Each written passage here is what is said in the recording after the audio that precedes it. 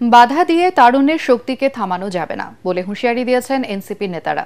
কক্সবাজারের সমাবেশে সত্য উন্মোচিত হয়েছে বলে জানান তারা। এ সময় জাতীয় নাগরিক পার্টির আহ্বায়ক নাহিদ ইসলাম অভিযোগ করে বলেন, বিভিন্ন জায়গায় তাদের উপর হামলা হচ্ছে। চট্টগ্রাম মহানগর উত্তর ও দক্ষিণ জেলা আয়োজিত এক সমাবেশে তিনি এই অভিযোগ করেন।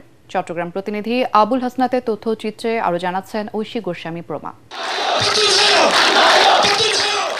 রাঙামাটিতে কর্মসূচি শেষ করে চট্টগ্রাম নগরীর বিপ্লব উদ্যানে এনসিপি চট্টগ্রাম মহানগর উত্তর ও দক্ষিণ জেলা আয়োজিত সমাবেশে যোগ দেন এনসিপি নেতারা।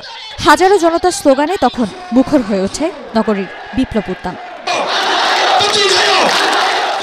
সমাবেশে কক্সবাজারের চকরিয়ায় পথসভায় বিএনপি নেতাকর্মীদের বাধা দেওয়ার প্রেক্ষাপট তুলে ধরে জাতীয় নাগরিক পার্টি এনসিপির আহ্বায়ক নাহিদ ইসলাম বলেন, বাধা দিয়ে তারুণ্যের শক্তিকে থামানো যাবে না। চট্টগ্রাম ফ্যাসিস্টদেরকে তাড়িয়েছে, নতুন করে কাউকে ফ্যাসিস্ট হতেও চট্টগ্রাম প্রতিরোধ তৈরি করবে। সম্মানিত বিপ্লবী মুখ্য সমন্বয়ক নাসিরউদ্দিন পাটোয়ারি কক্সবাজারে সত্য উন্মোচন করেছেন। সেই সত্য উন্মোচন করার জন্য বিভিন্ন জায়গায় আমাদেরকে বাধা দেওয়া হচ্ছে। এ সময় রাজার ছেলে রাজা হবে, প্রজার ছেলে প্রজা থাকবে, এই রাজনীতি আর চলবে না বলে হুঁশিয়ারি দেন এনসিপি নেতারা। আমরা এখন বর্তমানে যে কার্যক্রমগুলো করব সেগুলোর ফলাফল আমাদের ভবিষ্যৎ প্রজন্ম পাবে।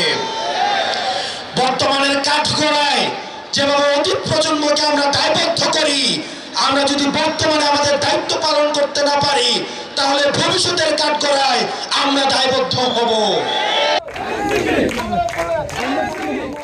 এর আগে রাঙামাটি জেলা শিল্পকলা একাডেমি চত্বর থেকে শুরু হয় এনসিপির পথযাত্রা, যা শেষ হয় বনরূপা সিএনজি চত্বরে।